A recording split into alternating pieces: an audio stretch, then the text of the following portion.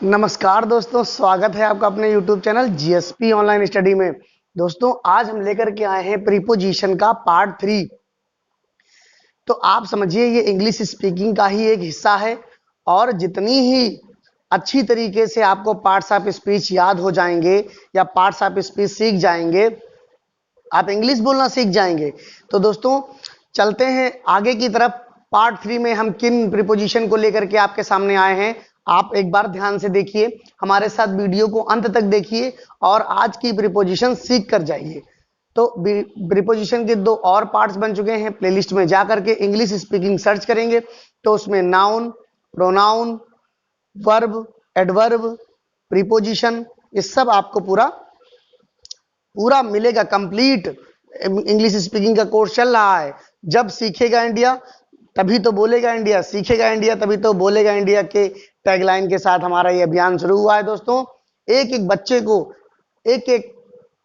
बच्चे को इंग्लिश बुलवाना हमारा लक्ष्य है। दोस्तों तो कैसे इस लक्ष्य को हम पूरा करते हैं, आइए आगे बढ़ते हैं। सबसे पहले ये हमने यूज करना सीखा अपॉन का।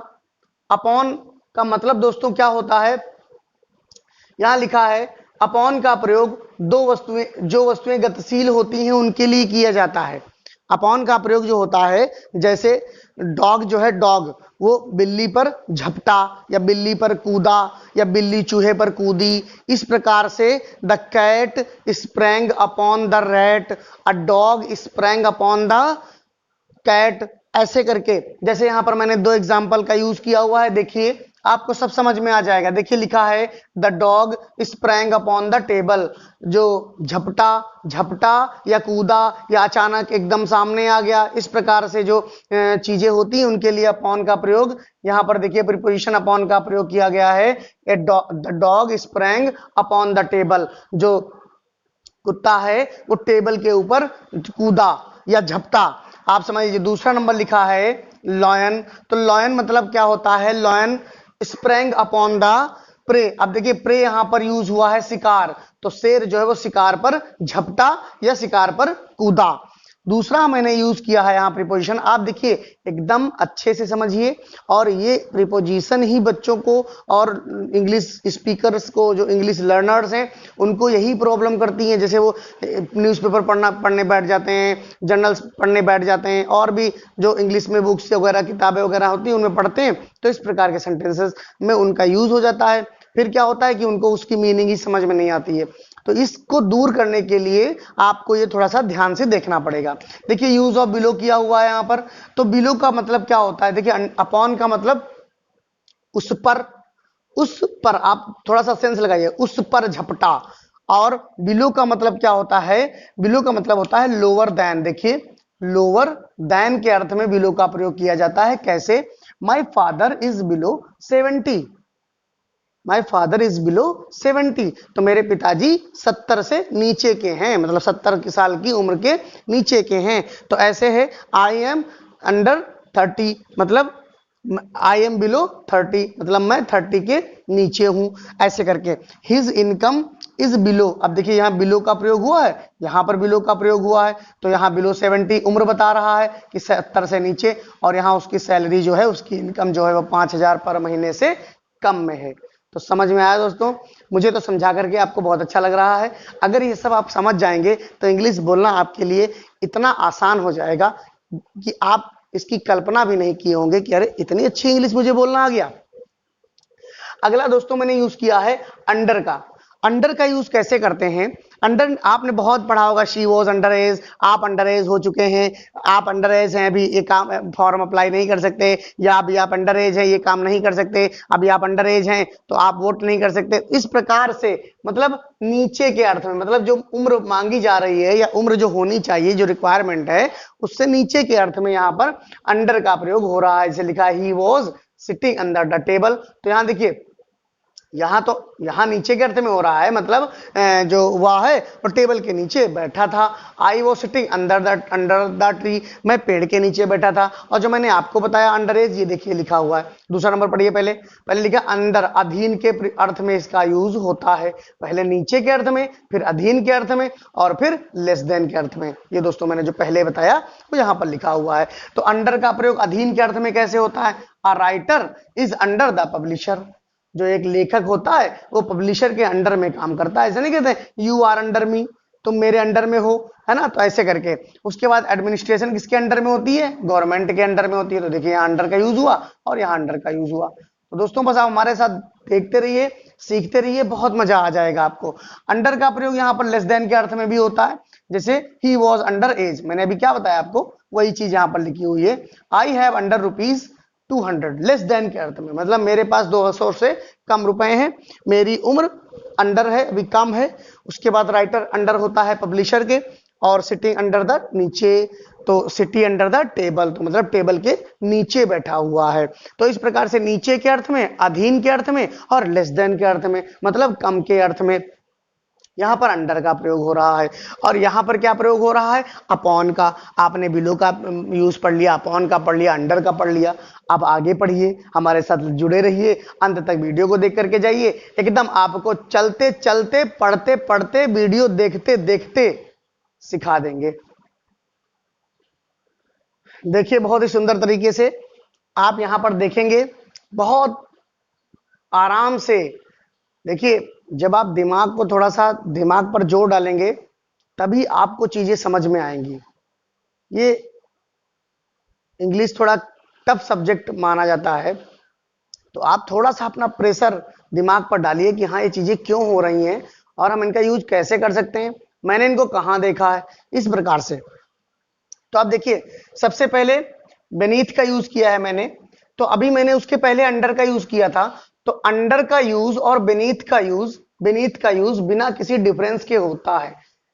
तो हम कह सकते हैं, we can say that there is no difference between beneath and under.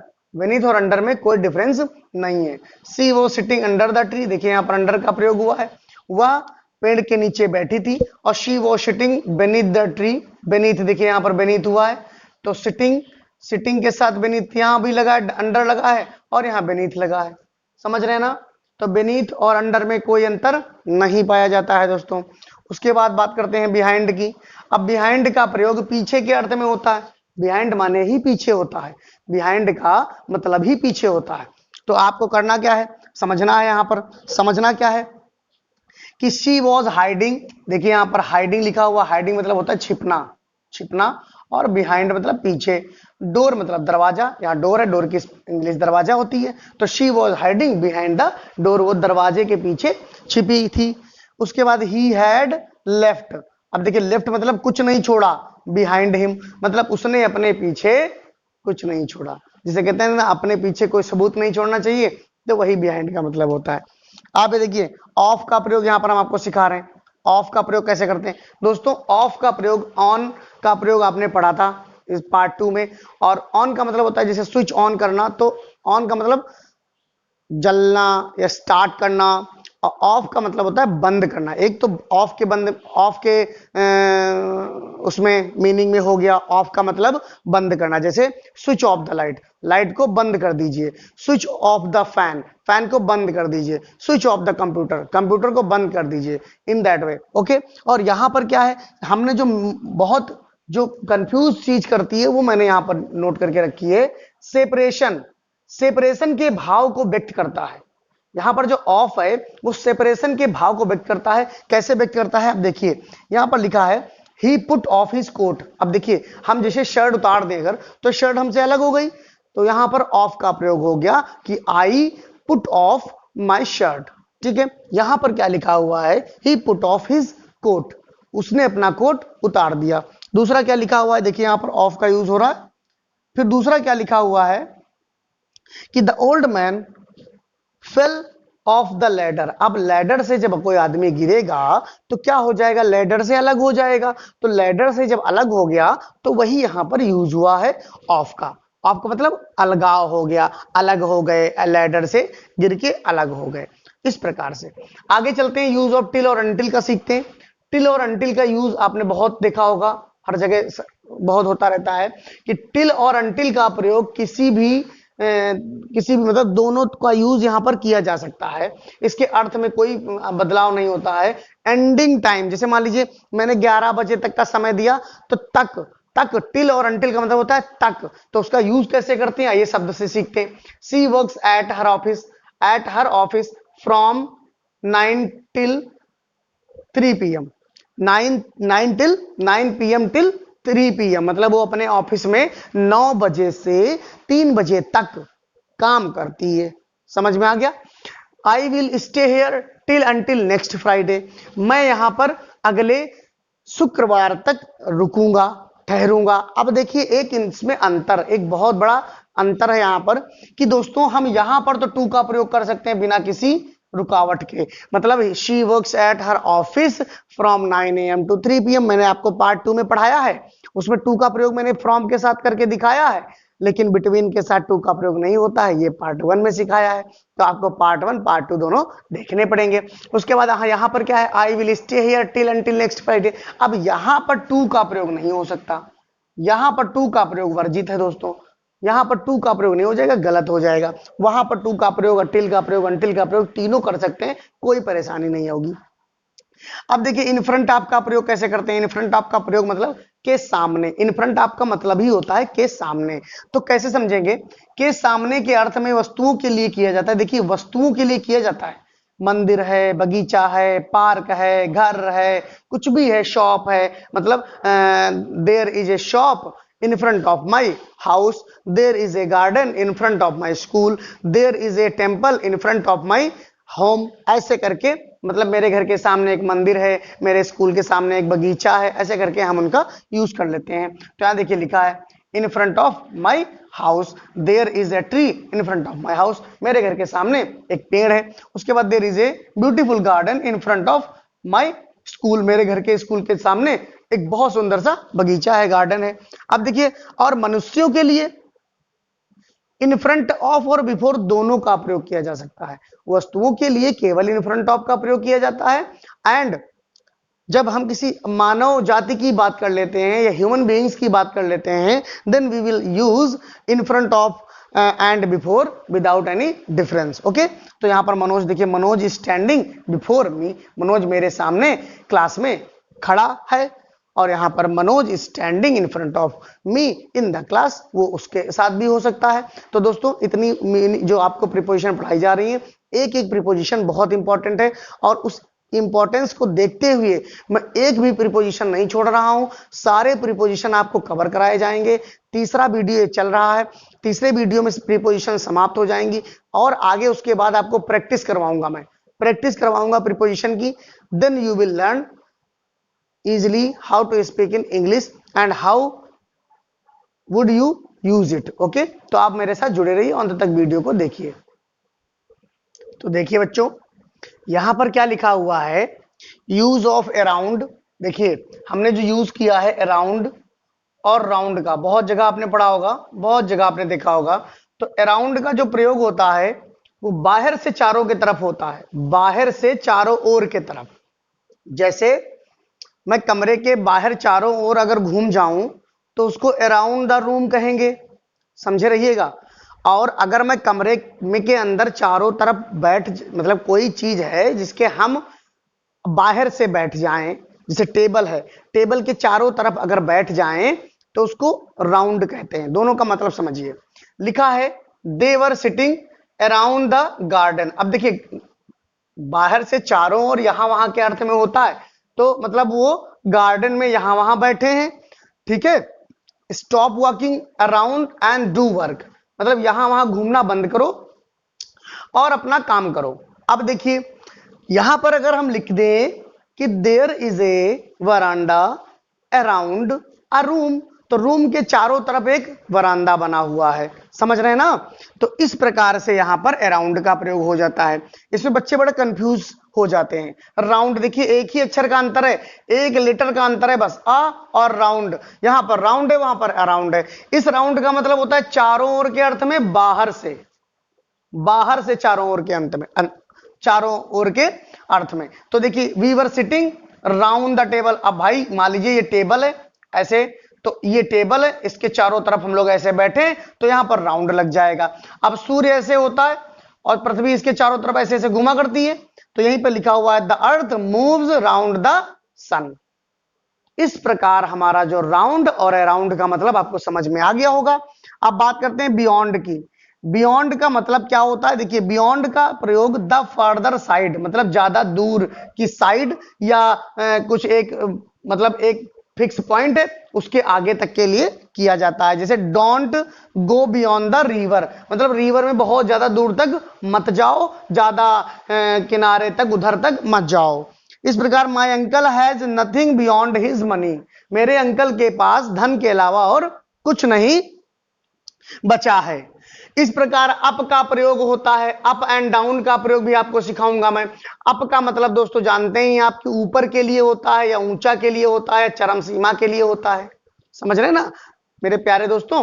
तो उसके बाद क्या लिखा? He got up. अब देखिए यहां आपका प्रयोग हुआ है, वो उठा खड़ा हुआ क्वेश्चन पूछने के लिए, ऐसे है ना। उसके बाद prices of articles are still going up, ऊपर जा रहे हैं, ऊपर जा रहे हैं, बढ़ रहे हैं, धीरे धीरे प्राइस जो है आर्टिकल्स के बढ़ते चले जा रहे हैं। Stop writing the time is up, यहां देखिए लिखा है लिखना बंद करो, टाइम खत्म हो गया है। अब climb up a tree, climb up a tree, पेड़ के ऊपर चढ़ो। वॉक अप द स्टेयर्स, सीढ़ियों पर चढ़ जाओ। इस प्रकार से दोस्तों अप का प्रयोग होता है। डाउन का प्रयोग देख लीजिए, यहां पर डाउन का प्रयोग नीचे के अर्थ में होता है ना, down, shut down, shutter down, ऐसे करके। तो यहां पर देखिए the sun has gone down. अब यहां गॉन डाउन का मतलब क्या हुआ? नीचे चला गया, मतलब क्षितिज के अंदर छिप गया, समा गया, मतलब अस्त हो गया। तो जंप डाउन केयरफुली, नीचे की तरफ जब जंप करना तो थोड़ा सावधानी से करना। ये सेंटेंस कह रहा है, हम नहीं कह रहे हैं। तो फिर कह रहा है थ्रू, THROUGH होता है दोस्तों, ध्यान दीजिएगा। थ्रू का प्रयोग बाय मीन्स ऑफ तथा आर पार के अर्थ में होता है। आपने पढ़ा होगा, बहुत जगह देखा होगा। ही न्यू इट थ्रू न्यूज़पेपर, उसने यह कैसे जाना? एक न्यूज़पेपर के थ्रू, मतलब न्यूज़पेपर के द्वारा जाना, है ना, समझ रहे? फिर can you see through the glass, क्या आप ग्लास के आर पार देख सकते हैं? तो मैंने दोनों का मतलब बताया कि आर पार और बाय मीन्स, मतलब के द्वारा, हम किसके द्वारा ये जान पाए? I knew it through the principal, I knew it through my teacher. इस प्रकार से मीन्स के लिए ये प्रयोग दोस्तों किया जाता है। तो और भी जो प्रीपोजिशन बची है वो भी आज खत्म कर दूंगा इसी वीडियो में। फिर क्या होगा? प्रैक्टिस होगा। तो बच्चों देखिए हमारा यहां पर क्या दिया गया है? ड्यूरिंग। हम पढ़ेंगे क्या? ड्यूरिंग पढ़ेंगे। क्या पढ़ेंगे? ड्यूरिंग। ड्यूरिंग मतलब होता है के दौरान, के दरमियान। जैसे यूज कैसे करेंगे इसका? ड्यूरिंग का मतलब या ड्यूरिंग का प्रयोग के दौरान, यहां देखिए के दौरान के अर्थ में होता है। कैसे? The sun gives us energy during the day, हमें सूर्य कब एनर्जी देता है?